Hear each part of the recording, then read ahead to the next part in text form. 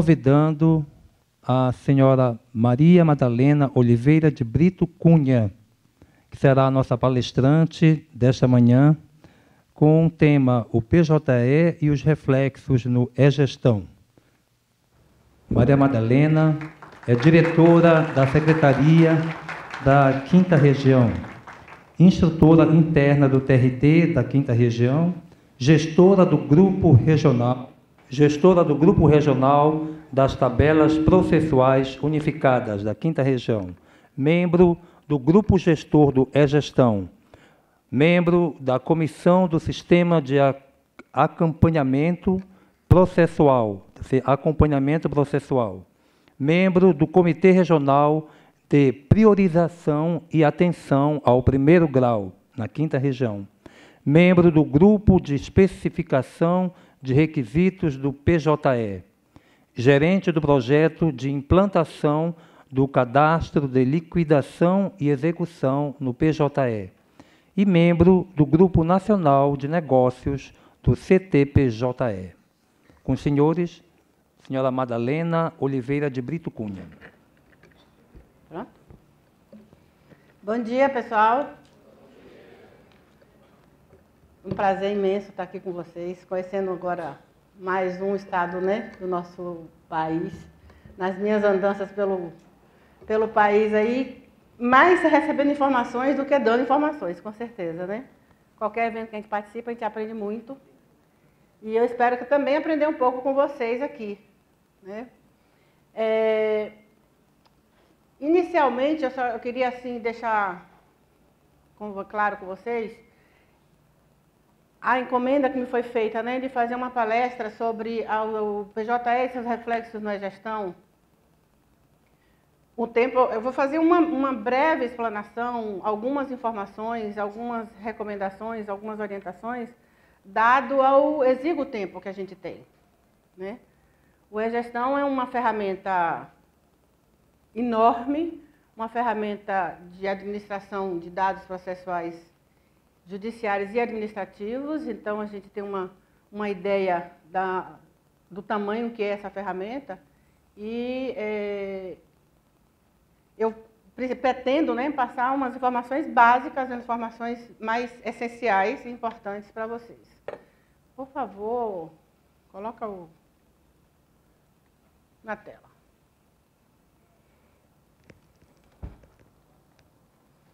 Só a título de informação, eu creio que os senhores saibam, o E-Gestão é uma ferramenta que ela foi criada pela Justiça do Trabalho e para a Justiça do Trabalho.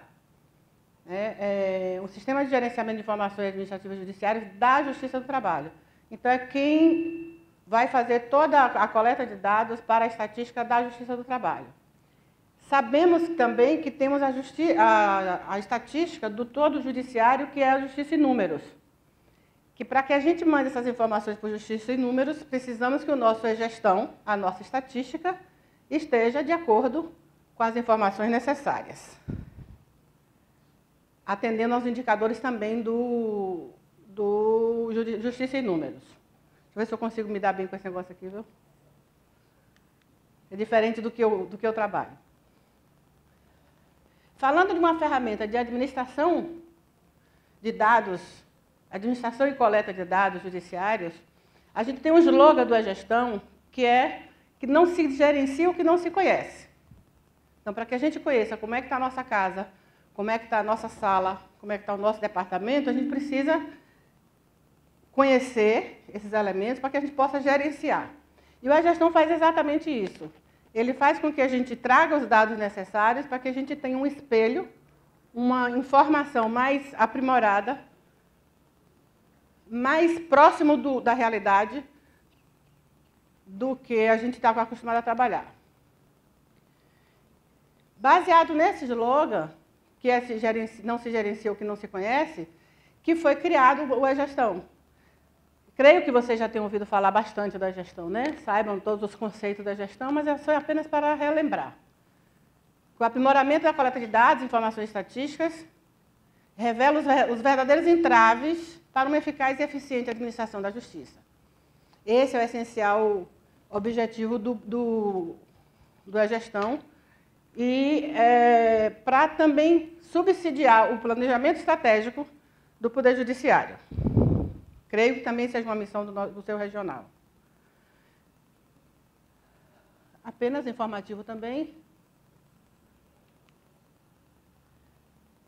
Para atender à necessidade dos regionais e das pessoas que iriam lidar com a gestão, a gente precisava ter orientações. E foram criados os manuais de orientações que definem de que forma a gente vai padronizar a coleta desses dados.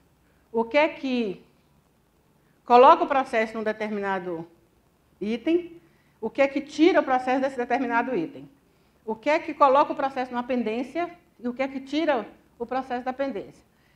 Talvez esse manual que foi elaborado, não sei se os senhores têm hábito de consultar. Alguém aqui já consultou esse manual? Teve dificuldade em entender esse manual? Eu falo que esse manual ele deveria ser chamado de livro de receita e despesa. Né? Para toda despesa tem que haver uma receita, ou seja, entrada e saída. E o manual ele foi criado apenas só para subsidiar mesmo, para ajudar a vocês a entenderem como que esse processo, como que essa estatística vai ser coletada. E o objetivo é assegurar o acesso aos dados informativos sobre a estrutura de pessoal e exercício da função jurisdicional. Embora a gente não lide muito, né, só quem é da área administrativa aqui lida com a parte administrativa, mas a gestão também coleta dados administrativos. Certo? E ainda um objetivo da gestão, fornecer informações à sociedade em geral, porque hoje tudo que nós fazemos, o povo tem que saber que a gente fez, e a gente tem que fazer certo, né? E há vários outros órgãos.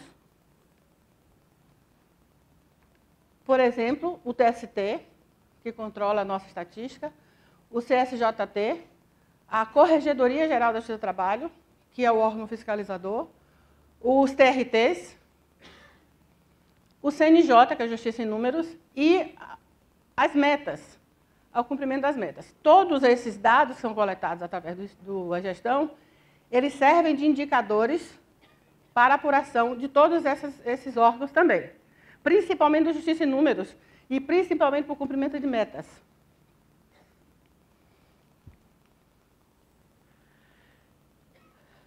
Como eu falei antes, a gente tem um tempo muito curto para a gente trabalhar numa gestão como um todo. E o objetivo nosso hoje é dar uma pincelada no reflexo do PJE para a gestão. O que o PJE leva de informações para a gestão? Quais são as informações necessárias que o PJE deve levar para a gestão? No legado, nós trabalhávamos com o processo, com o movimento, com o sistema. Aqui parece que é digital, né, o sistema de vocês? Né? Eletrônico, digital. Mas as informações do legado, vocês inseriam manualmente ou eram automáticas? Hã? De qualquer forma, essas informações que eram geradas automaticamente, elas foram configuradas de uma certa forma no sistema legado, para, a partir de um determinado documento, a partir de um determinado movimento, ele carregar aquele código correto. Não é isso? No PJE, diferentemente disso, no PJE, todo o nosso processo ele obedece a um fluxo. E todas as informações que são geradas para a gestão, em quase sua totalidade, à exceção daqueles que são pelo lançador de movimentos, são tirados desse fluxo. E, às vezes, a gente se confunde nesse fluxo quando eu tenho que movimentar o processo. Eu tenho um processo que está lá, que chegou uma petição, chegou um recurso, chegou um recurso interno, chegou uma manifestação qualquer, e eu fico sem saber o que é que eu faço com ele. Aquilo ali é despacho, é decisão, é julgamento. Nessa escolha de tarefa, de nó de trânsito, de nó de decisão do fluxo, é que às vezes a gente se confunde. Então, a primeira coisa que a gente tem que entender é o que é despacho de mero expediente, que não gera dado estatístico, o que é decisão, que gera dado estatístico, e o que é julgamento, que gera dado estatístico. Vocês costumam analisar o fluxo do PJE de vez em quando? Não? Nós temos os dados estruturados no E-Gestão, que chama-se dado estruturado, são todas as vezes que o processo recebe uma informação que não veio de lugar nenhum. Por exemplo, quando sobe um recurso do primeiro grau e ele chega no segundo grau, que ele entra nos recursos recebidos, essa informação do recurso recebido, que já abre uma pendência, né, para aquela turma que recebeu o recurso, essa informação é um dado estruturado, não precisou ninguém fazer, ele veio pelo próprio fluxo. Quando eu lanço o processo no fluxo, que eu digo lá que ele é uma decisão monocrática ou uma decisão colegiada, essa movimentação, quando eu escolho o complemento da conclusão, eu estou gerando um dado para a gestão. E no julgamento, da mesma forma. Fora essa movimentação de fluxo, nós temos um lançador de movimentos que é para ser usado tão somente quando não houver um caminho correto para o processo dentro do seu próprio fluxo. Quem usa o lançador de movimentos? Quem já usou? Em que situação vocês usaram? Alguém pode falar? Vamos interagir, né, para a gente aprender também. Hã? Lançamento de custas, o que mais? Alterar o tipo de petição, o que mais? Na baixa de recurso incidente, às vezes por fungibilidade, ou às vezes porque vem duplicidade, ou às vezes porque entrou uma petição de acordo, ou às vezes porque o colega nomeou errado, o advogado nomeou errado, uma série de si, né? Se isso, se aquilo, se aquilo outro. Essa informação do lançador de movimentos, principalmente essa da baixa de recursos incidentes, ela é essencial para que não deixe o processo numa pendência que ela não existe mais. Não sei se no legado vocês tinham uma tramitação, vocês usavam uma tramitação que chamava de prejudicado. Alguém lembra dessa informação? Que é inexistente o prejudicado. Antes só usava isso e baixava. Com um alteratipo, por exemplo, ou baixado o incidente por alguma razão, não preciso dizer que ele foi prejudicado. Eu somente estou baixando porque ele perdeu o objeto.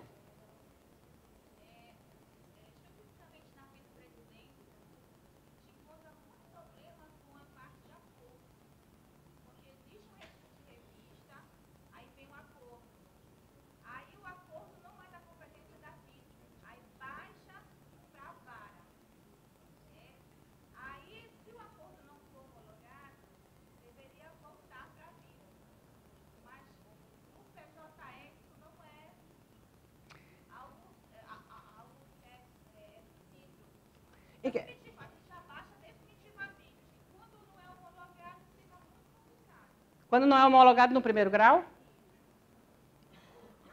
e vocês baixam já o recurso de revista, vocês dão baixa no recurso de revista ou vocês deixam ele suspenso por alguma...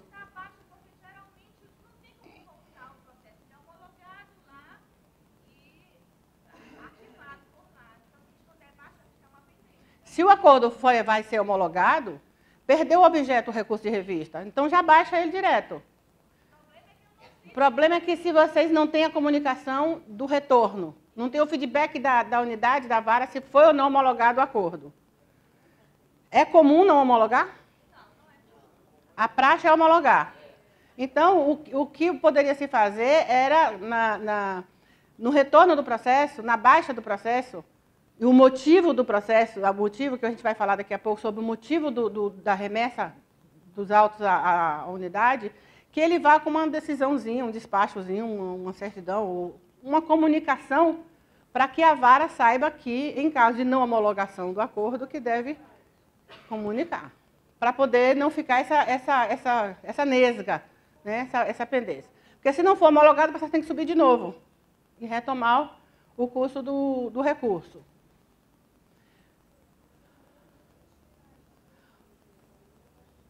O que mais vocês usam no lançador de movimentos?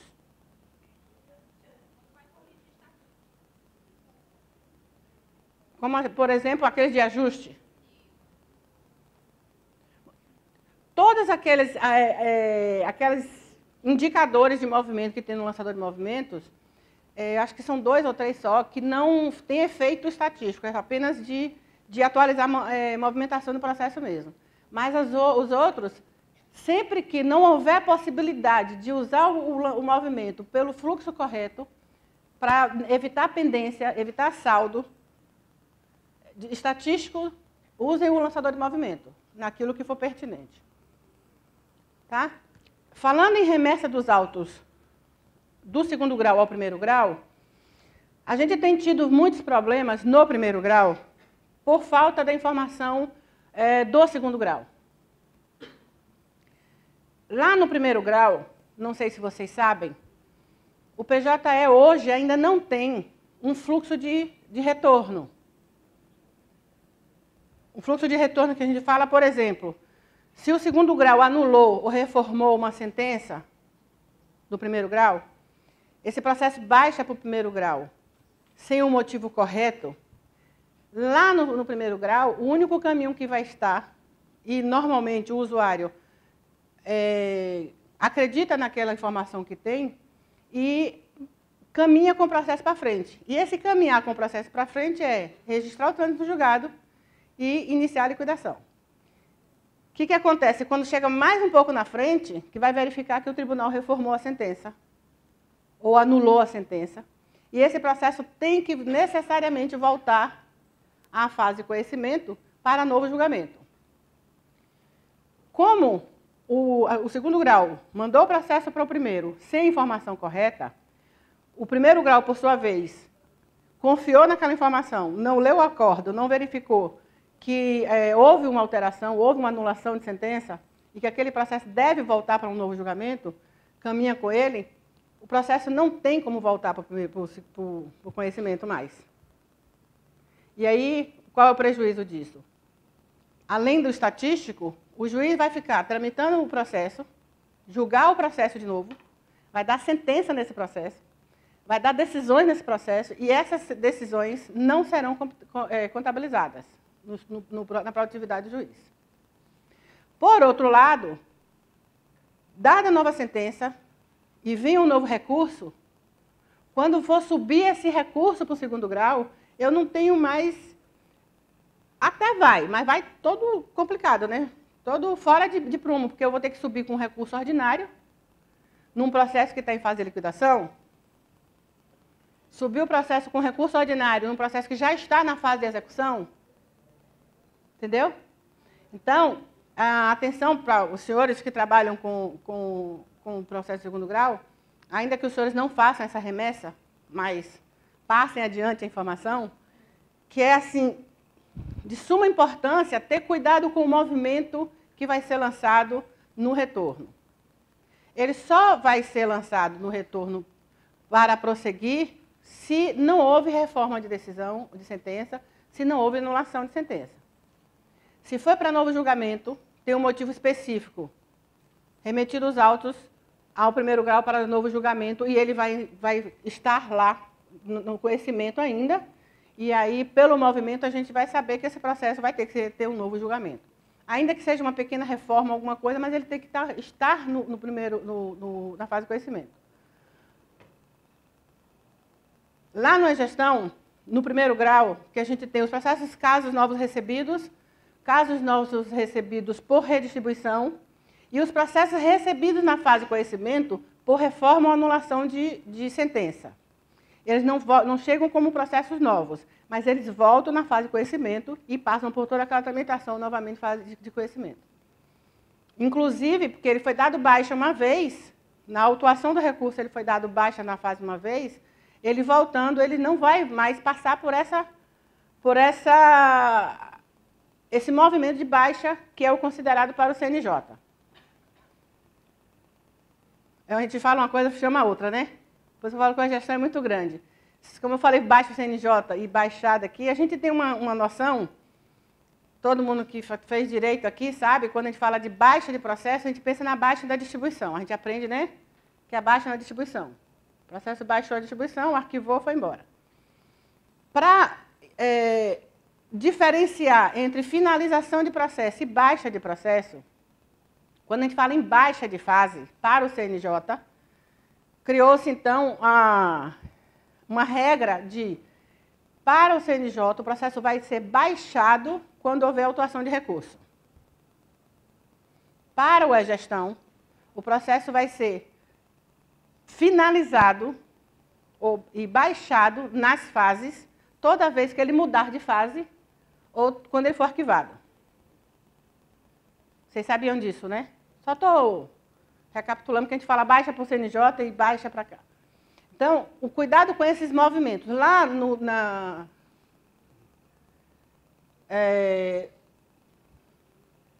tarefa de remessa dos autos ao primeiro grau, vocês já viram lá, tem vários motivos de remessa. Não tem? Oi? Pode falar. Alguém falou alguma coisa? Bom, então, atenção com essa devolução, para que a gente não tenha mais problemas com esse tipo de informação do E-Gestão, tanto para o segundo grau, que a complicação não vai ser só no primeiro grau, a complicação vai ser no segundo grau também, porque quando esse processo for julgado, ele vai ter que subir. E como é que ele vai subir? Em que fase ele vai estar subindo? Ele vai estar no conhecimento ou vai estar na liquidação? Ok?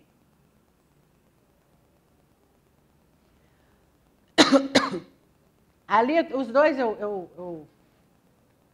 o remeter os autos ao segundo grau já é um cuidado maior do primeiro grau, quando faz a autuação do segundo grau para o segundo grau, que também existem inconsistências. Às vezes o colega coloca lá, remeteu o processo para segundo grau e não vincula o motivo da remessa à classe própria. Por exemplo, ele autua um agravo de instrumento em recurso ordinário e coloca como motivo de remessa processar recurso. O que vai acontecer com isso? Vocês vão receber no segundo grau como se um recurso ordinário fosse.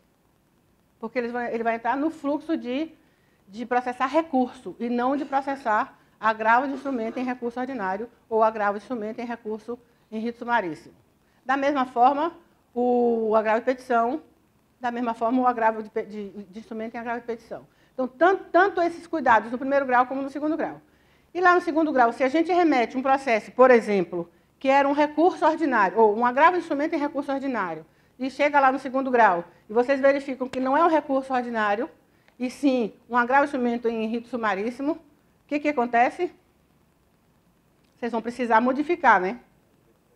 Vão precisar fazer o quê? É uma alteração de tipo ou uma alteração de classe? Alteração de classe. Muitas vezes as pessoas ligam para a gente para saber, mas isso aqui eu vou alterar o tipo ou a classe? O agravo de instrumento é uma classe. O recurso ordinário é uma classe. Embora ela esteja disponível para o primeiro grau, mas a gente utiliza apenas para fazer a autuação e remessa no segundo grau. Quando a autuação, há um tempo atrás, o que aconteceria? A gente mandava o processo para o segundo grau e o segundo grau fazia a autuação. E classificava corretamente. Hoje não, passou a atribuição para o primeiro grau, que é o primeiro grau é quem escolhe a classe, é quem faz a autuação, entre aspas, né? Quando a gente faz a remessa, a gente está fazendo a autuação de recurso para o segundo grau. Então, da mesma forma como a gente precisa resolver essa questão quando vem errada do segundo grau, vocês no segundo grau também têm que ter essa atenção por conta do fluxo lá. Podem perguntar, viu? Se eu não souber, eu pergunto ali ao vizinho, não tem problema. Oi. Alterar tipo é no lançador de movimentos. E alterar classe é no retificar a autuação.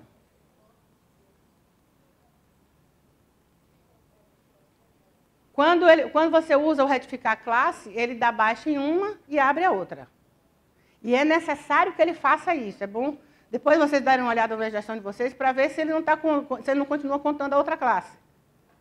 Porque se tiver com qualquer probleminha no extrator, ele não dá baixa na primeira classe, que subiu errada, e fica mantendo as duas classes. Uma está sempre aberta e a outra você está continuando a trabalhar. Pode perguntar.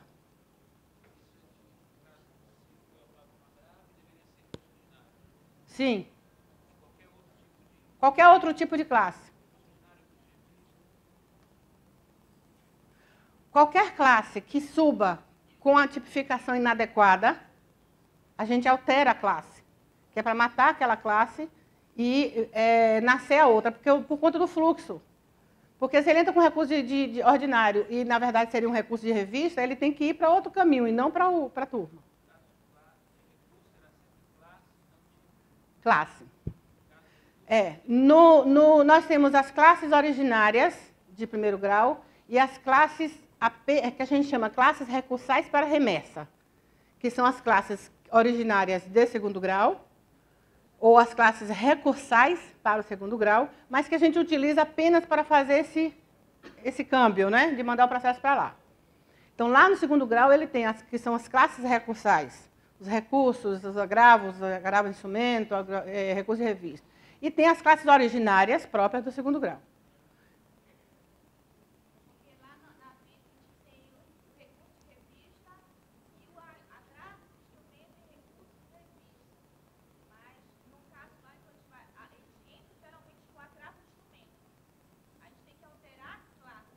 Alterar a classe. Porque senão, quando você fizer a digitalização e mandar para o TST, ele vai chegar com a classe errada aqui no TST. Aqui é ótimo, né? É porque até ontem eu estava no TST. Então ele vai chegar com a classe errada no TST. E eles vão devolver para vocês consertarem.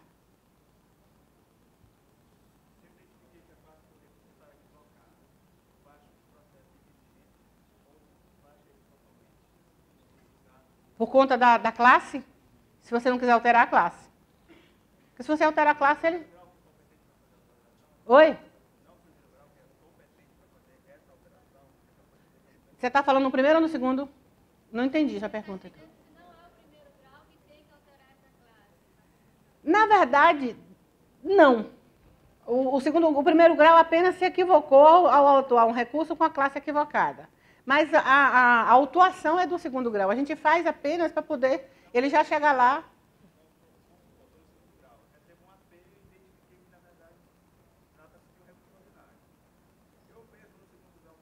Pode fazer alteração. Vocês têm disponível lá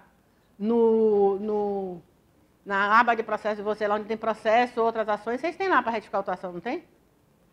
E agora a gente vai ter também no detalhe do processo. Na versão nova a gente criou, só um parêntese,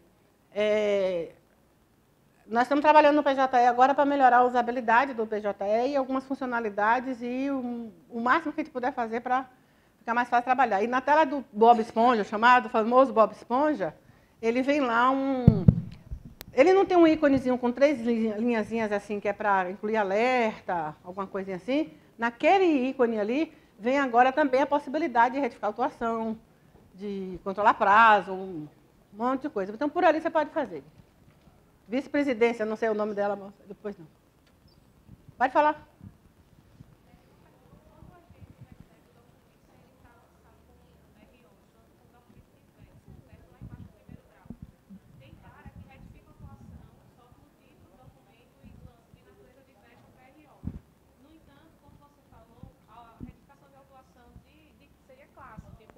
Sumaríssimo para recurso ordinário normal.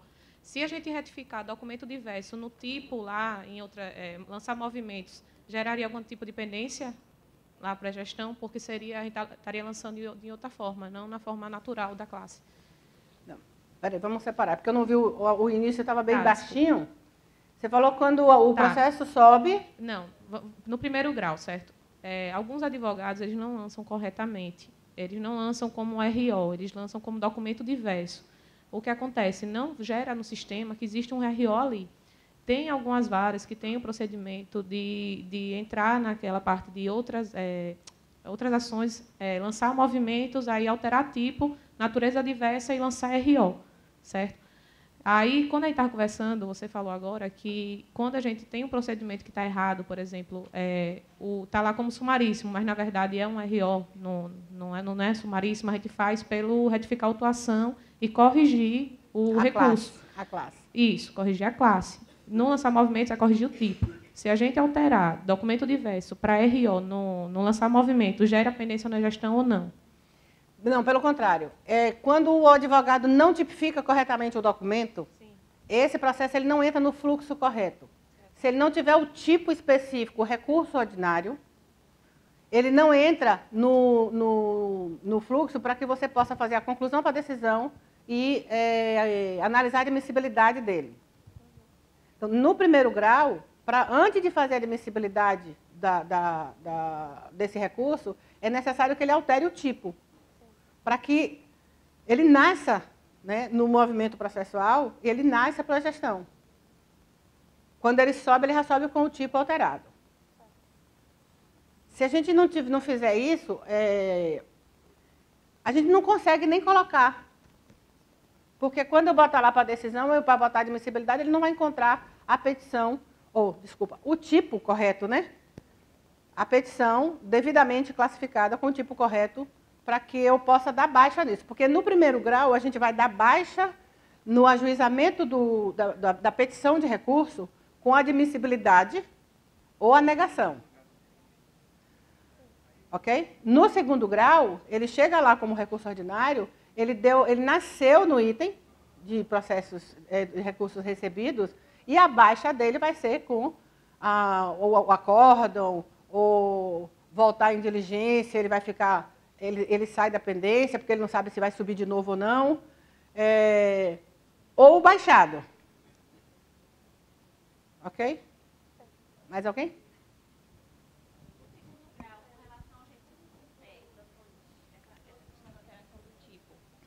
No segundo grau, com relação aos recursos internos, é necessário fazer a alteração de tipo se vier errado? Ou basta que na conclusão a gente escolha relatar...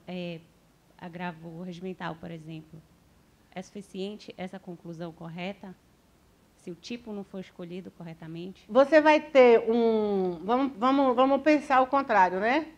Como eu falei antes do manual, que é um livro de receita e despesas. Então, vamos pensar. Se eu apenas faço a decisão para relatar, eu estou fazendo decisão do quê? Eu vou dar saída naquilo que eu não tenho entrada. Então, o ideal é que você corrija o tipo para que ele entre no item de pendência, no item de recebimento, e com a decisão, relatar ou julgar, ou o que você for escolher, que ele dê baixa no item. Ele precisa ter entrado para sair de alguma forma. Porque senão, quando você fizer uma consulta lá no, por exemplo, recursos internos, julgados ou decididos, despachados, ou qualquer coisa que você use na conclusão, você só vai encontrar saída. Entendeu? Por isso que eu falo para o pessoal lá, quando a gente faz primeiro grau, eu falo, pense numa balança, que eu tenho aqui que botar 1 quilo de alguma coisa aqui, e eu só botei 10 gramas aqui. Eu vou ficar assim, né? Vou ficar com uma pendência, é isso que a gente chama de pendência. A balança não está equilibrada. Ou então, se a gente faz o livro de receita. Eu não posso ter mais receitas que despesas, e vice-versa. Então, se eu não tenho entrada, eu vou dar a saída no quê? Entendeu? Estou gostando, estou me perguntando, é bom que a gente vai lembrando até do que a gente não tinha pensado em falar. Só gostaria de fazer uma intervenção aqui. Pois não.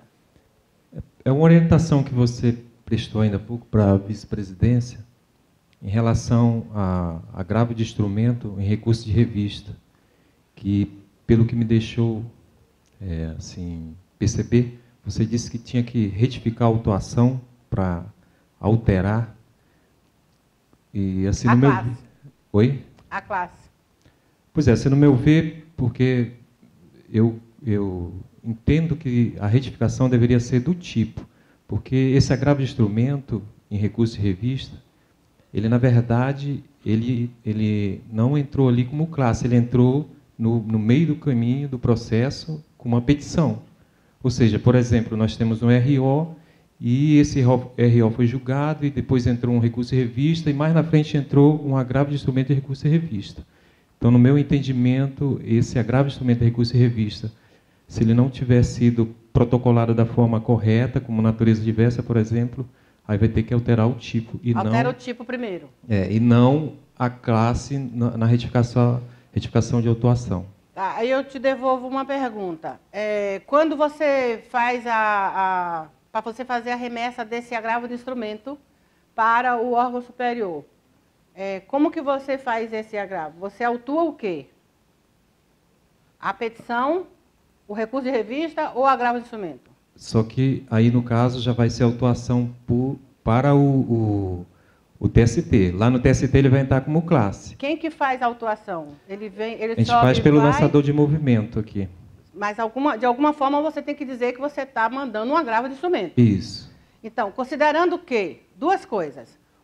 A parte entra com a petição, que é a sua manifestação, a sua irresignação, a negação de recebimento do recurso, com agravo. É uma petição com o tipo agravo.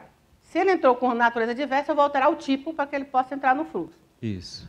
Mas quando eu vou submeter essa petição ao juízo competente, eu não mando a petição para o TST autuar, mando?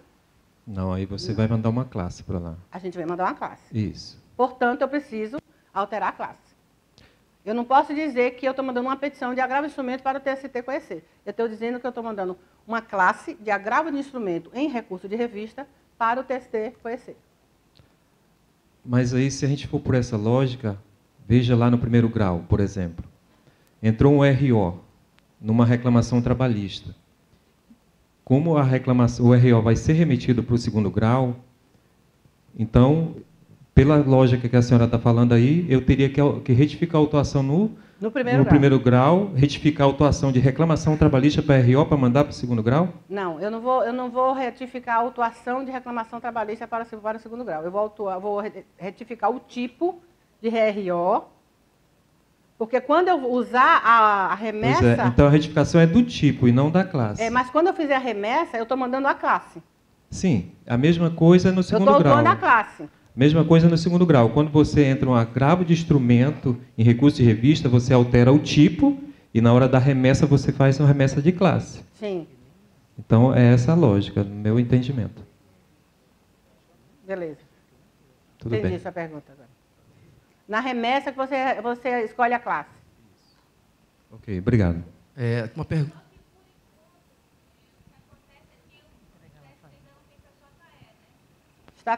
Estamos trabalhando para fazer também. Então, a gente não manda pelo PJ. Você manda pelo conector, né? Ele manda. Pelo EREC.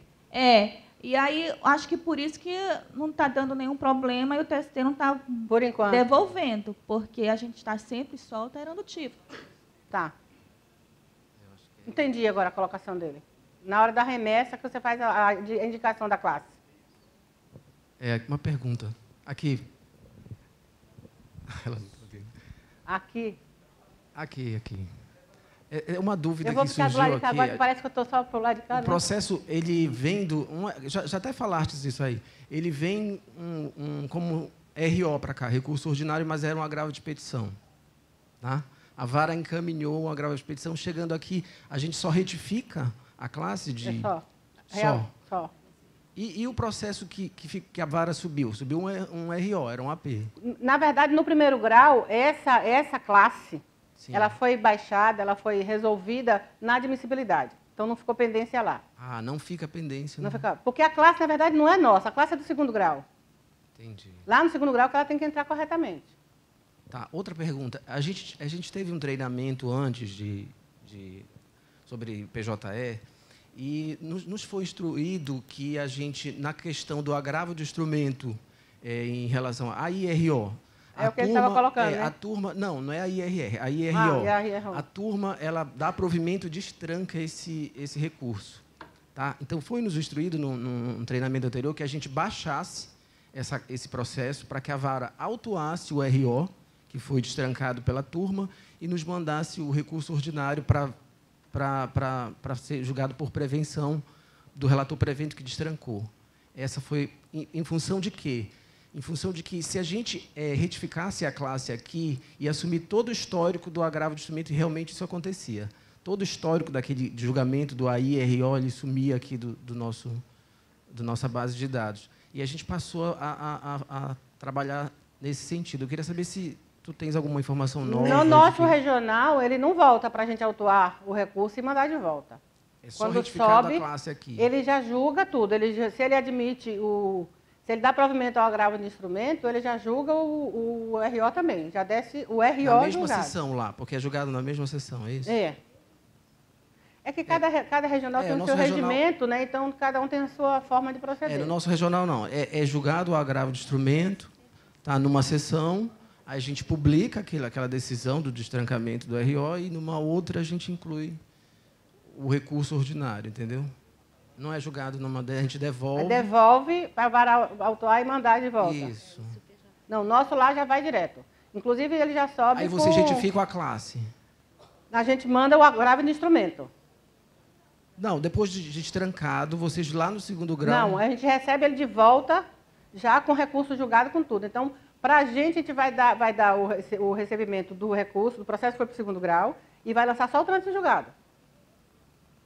Tá, eu estou falando com relação ao segundo grau. Eles retificam lá mesmo a classe? Ou lá não? No segundo grau, ele já sobe, o AIRO, ele já sobe como AIRO.